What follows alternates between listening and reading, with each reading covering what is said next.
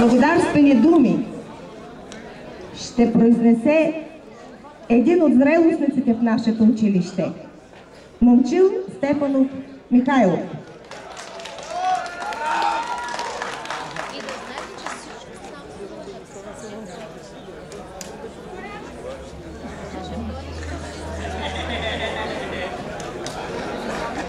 Скъпи съученици, учители, господин директор, помня първия път, когато прекрачих прага на това училище. Дойдох да се запиша, за да уча като монтьор, и госпожа Маркова, Промяна Маркова, ме насочи коя точно професия да избера, за което много и благодаря. Не съжалявам, защото дните, които прекарах тук с класа ми, с всички учители, бяха едни от най-прекрасните. Искам да изкажа специални благодарности към първата ми класна, госпожа Чорбаджиева. Ето е госпожата, аплодисменти за нея!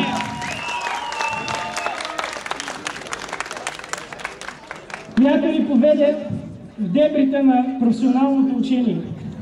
Благодаря на всички други, които ни помагаха да стигнем до тук. И ако трябва да споменавам имена, това са госпожа Станкова, учител по математика и наш много добър приятел, която ни научи как да бъдем добри и да се справяме с сметките в живота. Госпожа Наталия Маркова. Аплодисменти за нея, разбира се.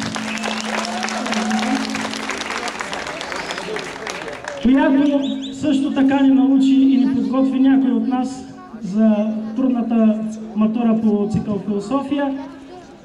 И също така беше винаги с нас във всеки един труден момент. Искам да поздравя и госпожа Дроснева, учител по български език и литература, която може да сме влизали в конфликти, но искам да я благодаря за всичко, което ни научи.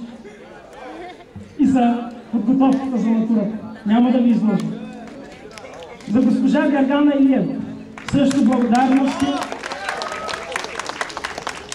Мога да благодаря още много, но искам да изкажа специални благодарности към хората, които ни научиха на професия.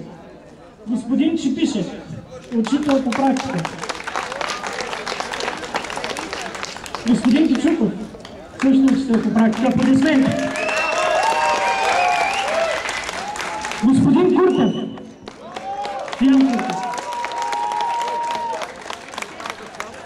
господин Стойчев, Иванов, Савов и господин Кряв. Госпожа Стойкова, която на повечето от нас даде книжки.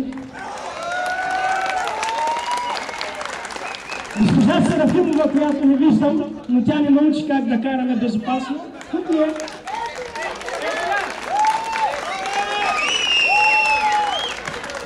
И едно още по-голямо благодаря към госпожа Станчева, учител по ДВГ и наш най-добър приятел в училище.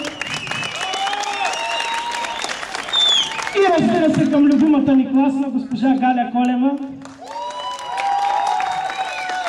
която въпреки многото нерви и валериан успя да ни изпрати до края. Също така искам да благодаря на госпожа Борисова и госпожа Йорнадова,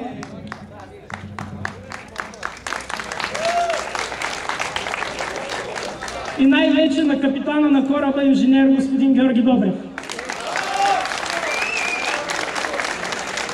Трябва да отделя необходимото внимание на 12-га, които ми дадоха скъпи и незабравими спомени, и с които прекарах най-вълнуващите моменти в живота ми. Ако някой ми беше казал, че в това училище ще се чувствам толкова добре, че да не ми се завършва и да не ми се разделя с всички и всичко, никога не бих повярвал. Но ето, че това се случи и емоциите, преживени тук, ще помня винаги само с добро и усмивка. Благодаря.